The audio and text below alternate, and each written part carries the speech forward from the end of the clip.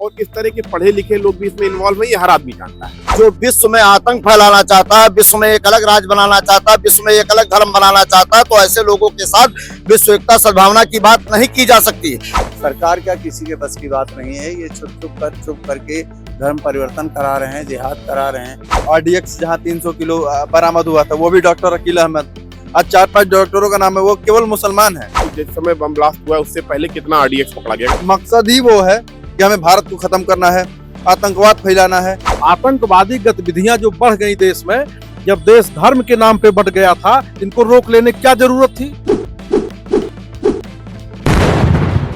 नमस्कार, मैं कीर्ति और आप देख रहे हैं इन न्यूज़। स्वागत है आपका हमारी खास पेशकश माहौल कैसा है। दिल्ली में बॉम्ब ब्लास्ट का सीधा कनेक्शन लखनऊ से जुड़ा है और लखनऊ में ATS की टीम लगातार कार्रवाई कर रही है और छापेमारी करके उन लोगों का पता लगाया जा रहा है जो लोग इस गतिविधि में शामिल हैं। सर, लखनऊ में छापेमारी चल रही है, ATS और LIU हो चाहे लोकल पुलिस हो, लगातार कार्रवाई कर रही है और शाहीन को लेकर नए नए जो राज हैं वो सामने आ रहे हैं। अभी पता चला है कि शाहीन जो है वो जैश के साथ जुड़ी हुई थी और उनकी तरफ से शाहीन को फंडिंग किया गया था ताकि वो एक मिनी रिक्रूट सेंटर बना करके यहाँ पर महिलाओं को जिहादी बना सके। देखिए, ये काम बहुत दिनों से चल रहा है। ये बात खुल के अभी आई है, ये काम बहुत दिनों से चल रहा है और इस तरह के पढ़े लिखे लोग भी इसमें इन्वॉल्व है, ये हर आदमी जानता है। ये हर आदमी जानता है। लगातार ये लोग एक अपनी विचारधारा को आगे बढ़ाने के लिए पढ़े लिखे लोग ऐसा कर रहे हैं। ये बड़ा हास्यास्पद है और बड़ा चिंताजनक है। सरकार जिस तरीके से कार्रवाई कर रही है, पिछले विगत कई सालों से सरकार ने जो आतंकवाद के खिलाफ जो कदम उठाए, वो कदम अपने आप में बहुत सनसनीखेज हैं और बहुत ही सही है। मेरा ऐसा मानना है कि सरकार के कई डिपार्टमेंट को अगर तुलना करेंगे तो गृह मंत्रालय ने जिस तरीके से रेलवे सड़क डिपार्टमेंट ने अच्छा काम किया, वैसे गृह मंत्रालय ने बहुत अच्छा काम किया है। ये चीजें जो खुल के सामने आ रही हैं, ये अगर और कोई सरकार होती तो कभी खुल के ही नहीं आती। लेकिन आरोप लग रहे हैं, जनता भी आरोप लगा रही है, मांग कर रही है, विपक्ष तो लगा ही रहा है कि सरकार की जो एजेंसियां हैं वो नाकाम रही, इंटेलिजेंस जो है नाकाम रहे। अगर वो तत्पर होते, अलर्ट होते तो ये घटना होती ही नहीं, क्योंकि दिल्ली में बॉम्ब ब्लास्ट मतलब हिंदुस्तान के दिल पर हमला है। मैडम आप ये देखिए कि जिस समय बम ब्लास्ट हुआ उससे पहले कितना RDX पकड़ा गया। अगर सोचिए वो RDX अगर आपकी जांच एजेंसियां जागरूक नहीं होती तो वो RDX अगर फट जाता, जो कि यहाँ तक पहले तो आ गया, कैसे आया, अगर वो फट जाता तो कितना हानिकारक होता। लखनऊ में जो हो रहा था वो अगर हो जाता तो कहीं ना कहीं जांच एजेंसियों के ऊपर इस तरीके से आरोप लगा देना ये गलत है। मेरा ऐसा मानना है।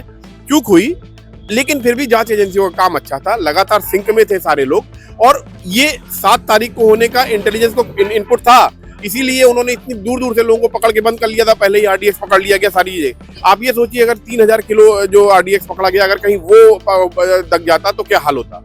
इसलिए सरकार पर बहुत ज्यादा आरोप लगाना सही नहीं है। हाँ, सरकार को थोड़ा और ज्यादा कदम उठाने की आवश्यकता है और जो कि सरकार लगातार उठा रही है। आज भी प्रधानमंत्री मोदी जी आते ही सबसे पहले LNJP अस्पताल गए, लोगों से मिला और प्रधानमंत्री जी ने भूटान से ये कहा है कि आरोपियों को बख्शा नहीं जाएगा। इसका मतलब सोचिए कितनी बड़ी चीज है ये, प्रधानमंत्री की नजर में कितनी बड़ी चीज है। उन्होंने कहा मैं भारी मन से यहाँ पे आया हूँ, मैं छोड़ा नहीं जाएगा।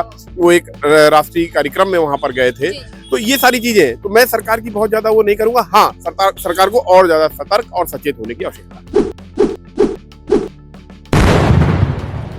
सरकार को और ज्यादा सतर्क और सचेत रहने की आवश्यकता थी। आप क्या कहना चाहेंगे, किस तरह से देख रहे हैं इस पूरी घटना को और जिस तरह से शाहीन को लेकर के नए नए खुलासे हो रहे हैं। शाहीन के भाई जो रहे, परवेज जिनका नाम सामने आ रहा है, वो भी डॉक्टर हैं, शाहीन डॉक्टर हैं।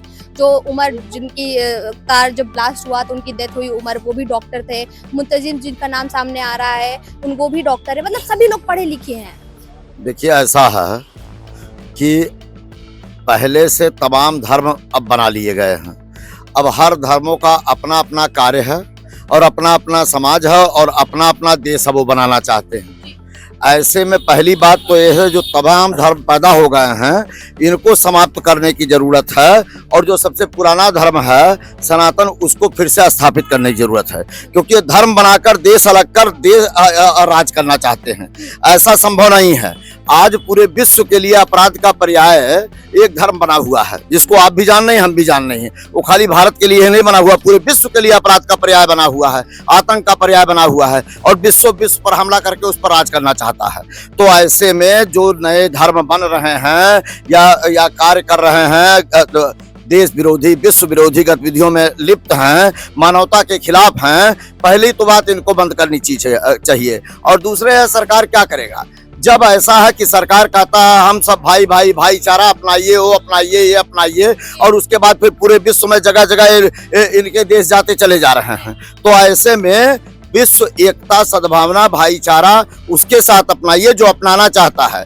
जो विश्व में आतंक फैलाना चाहता है, विश्व में एक अलग राज्य बनाना चाहता है, विश्व में एक अलग धर्म बनाना चाहता है, तो ऐसे लोगों के साथ विश्व एकता सद्भावना की बात नहीं की जा सकती।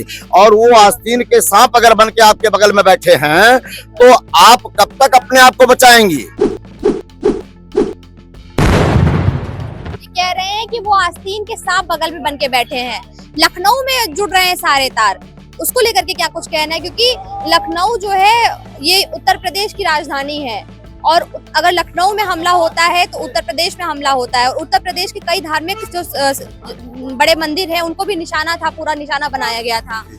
देखिए, आतंकी गतिविधियां मैडम पूरे हमारे हिंदुस्तान भर में फैले हुए हैं, और दूसरी चीज इतना विशाल देश है कि सारे आतंकवादियों को पकड़ना, उनको चिन्हित करना सरकार क्या किसी के बस की बात नहीं है। ये चुप करके धर्म परिवर्तन करा रहे हैं, जिहाद करा रहे हैं, और इस्लाम के पक्ष में लोगों को तैयार करने की कोशिश कर रहे हैं। लेकिन भारत जो है ये एक बहुत बड़ा गणतंत्र राज्य है और देश है, और दूसरी चीज़ ये है कि भारत में सनातन धर्म की जड़ें बहुत गहराई में फैली हुई हैं, तो इनकी हर कोशिश नाकाम हो जाती है।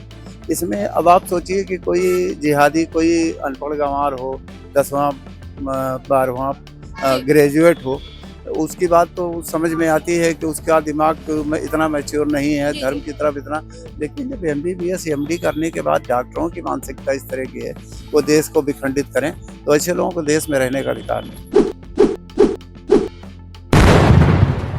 ये कह रहे हैं कि किसी अनपढ़ व्यक्ति ने किया होता तो एक बार को सोचा जाता, कि उनके पास दिमाग नहीं है कि क्या करना है, कैसे करना है, उनको कमी रही होगी किसी चीज की। लेकिन यहाँ डिग्री होल्डर जो हैं, मतलब डॉक्टर हैं वो लोग, और वो सब लोग इस तरीके की गतिविधि में संलिप्त हैं, युवा हैं। आप क्या लगता है कि क्या मानसिकता रही होगी कि वो इस तरीके की चीजों की तरफ बढ़े? अच्छे डॉक्टर थे, अच्छी जगह काम कर सकते थे, पैसा कमाते, नाम कमाते। देखिए, सबसे पहले तो जो दिल्ली में घटना घटी वो बहुत निंदनीय है। मैं संवेदना व्यक्त करता हूँ उन सभी परिवारों को।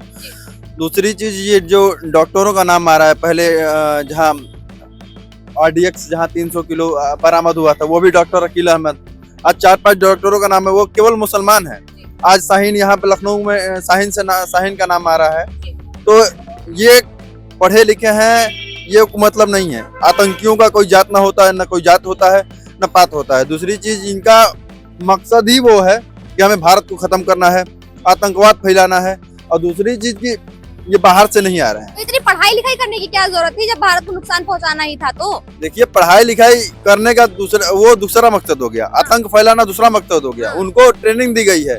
दूसरी चीज, वो भारत के आस्तीन के सांप हैं, वो आस्तीन के सांप हैं जो भारत में ही रह के भारत में आतंक फैला रहे हैं। उनके भाई और पिता से भी बात की मीडिया ने, तो वो कह रहे हैं कि हमारा उसके साथ कोई संबंध नहीं था, हमें नहीं पता वो क्या करती थी, कैसे करती थी। और उसके भाई ने भी कहा कि पिछले 4 सालों से हमारी कोई बातचीत नहीं हुई। तो क्या लगता है, वाकई माँ बाप को कुछ नहीं पता था, भाई बहन को कुछ जानकारी? ये गलत चीज है। ऐसा नहीं है कि हम क्या कर रहे हैं लखनऊ में, हमारे माँ बाप को हमको पता नहीं है। ये गलत चीजें हैं खुद को बचाने के लिए। दूसरी चीज की, बहुत लोग ये कह रहे हैं कि सरकार निकम्मी है, सरकार ऐसी होती मोदी जी भूटान चले गए। मोदी जी भूटान से आते ही हॉस्पिटल में जाके उन सभी लोगों से मिले हैं जो घायल हुए हैं। और सबसे बड़ी बात, जो लोग कह रहे हैं कि ये मोदी जी की सरकार निकम्मी है, ये नहीं होना चाहिए, ऐसी ये भाजपा की सरकार में हुआ ऐसा। ये बताइए, जब ताज होटल में हमला हुआ था, ताज होटल में ब्लास्ट हुआ था, उस समय मनमोहन जी की सरकार थी, यहाँ पे मुलायम सिंह यादव की सरकार थी। और 2005 में मथुरा में ब्लास्ट हुआ, उस समय में मुलायम की सरकार थी। 2006 में संकट मोचन वाराणसी में जो ब्लास्ट हुआ, वो भी तो अच्छी जगह है संकट मोचन, जो उस समय भी सपा की सरकार थी। तो ये लोग जो है विरोधी दल, ये विरोधी जो लोग हैं, ये बस इतना जानते हैं मोदी को हटाओ, योगी को हटाओ, गृह मंत्री को हटाओ। लेकिन वो सब अपनी सरकार को भूल गए हैं कि 2006, 2005 और 2005 में जो दंगे हुए थे मुख्तार अंसारी ने, अब उस समय भी सपा की सरकार थी। मुख्तार अंसारी ने जो मऊ में दंगे कराए थे। इतना RDX कहाँ से आया, सवाल उठ रहा है कि अगर एजेंसी अलर्ट थी तो इतना RDX एक जगह इकट्ठा कैसे हो गया? RDX देखिए, RDX आया वहाँ जम्मू कश्मीर की पुलिस ने RDX और AK-47 दोनों बरामद किया। यहाँ से मनोज सिन्हा जी गाजीपुर से गए, वहाँ पे सरकार में गए, उसके बाद उनको गिरफ्तार भी किया गया। ये विरोधियों को जानकारी होनी चाहिए।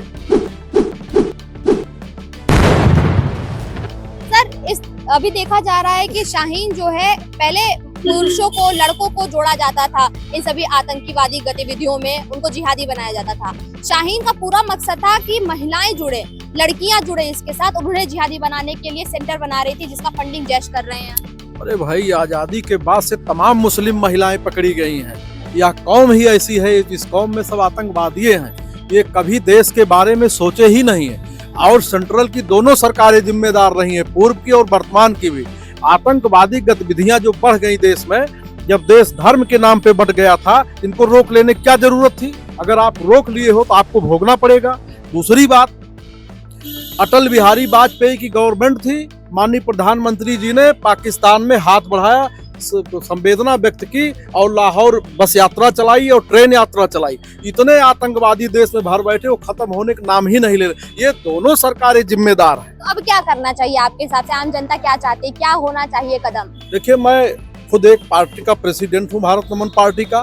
मैं कुछ चीजें नहीं बता सकता हूँ, लेकिन जब जिस दिन हम लोग सत्ता में आएंगे, कैसे रहना चाहिए, क्या होना चाहिए, उसी समय कर देंगे। उसी समय कर देंगे। तो जैसा कि आपने देखा, यहाँ ऊपर से तमाम लोगों से हमने बात की, तमाम जनता से बात की, और जनता का ये कहना है कि जिस तरीके की गतिविधियां हो रही हैं देश में, उसके लिए सरकार जिम्मेदार नहीं है, ना ही वो एजेंसियां जिम्मेदार है। वो अपना काम बखूबी निभा रहे हैं। अगर वो अलर्ट नहीं होती तो जितना आरडीएक्स पकड़ा गया है वो कभी पकड़ा नहीं जाता। और दिल्ली में जो घटना हुई है वो और भी ज्यादा बड़ी हो सकती थी, और भी ज्यादा आत्मघाती हो सकती थी। लेकिन कुछ लोग ये भी कह रहे हैं कि अब जरूरत है कि कोई कड़ा कदम उठाया जाए इस तरीके की घटनाओं के खिलाफ, और इस तरीके के लोगों के खिलाफ जो लगातार हिंदुस्तान को दहलाने की कोशिश कर रहे हैं और यहाँ के लोगों को परेशान करने की कोशिश कर रहे हैं। कैमरा पर्सन रमेश वर्मा के साथ मैं कीर्ति, इन न्यूज़ लखनऊ।